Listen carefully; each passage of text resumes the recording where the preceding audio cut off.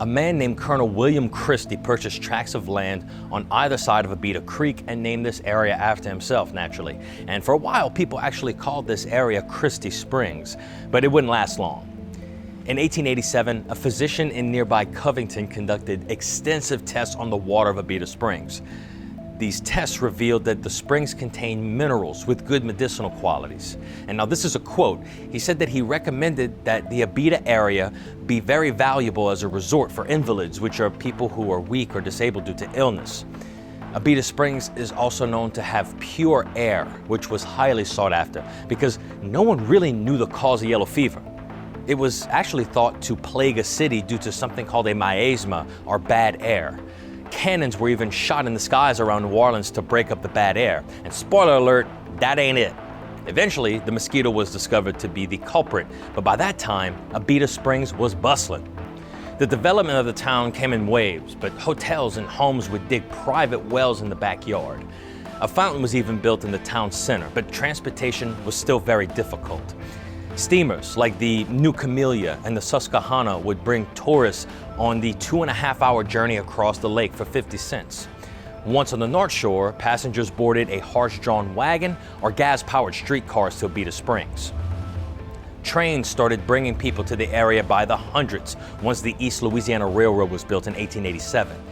It soon developed into a fashionable resort town with buku restaurants, entertainment, and hotels like the Moody Hotel and Long Branch Hotel, which was built in 1880 and is still standing. Ads began popping up in newspapers convincing people to venture to Abita Springs and stay for a while, but not everyone had the luxury of traveling there.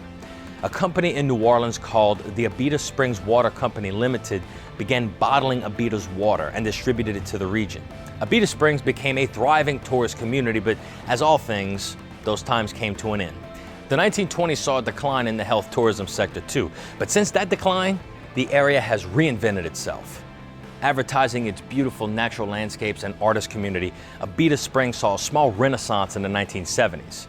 Not to mention housing prices only cost a dime and a back rub back then, this area welcomed new residents. Stop by and visit the Abita Springs Trailhead Museum, where much of this history is laid out.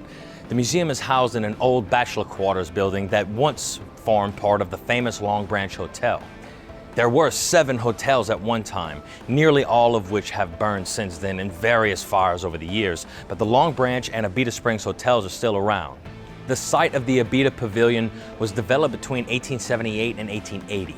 It's said to have contained the purest water and had 3 springs, which was part of the ozone belt and was called magnesium water. The water in the pavilion was protected by a bronze enclosure, and it still sits today in the center of the Abita Springs Park.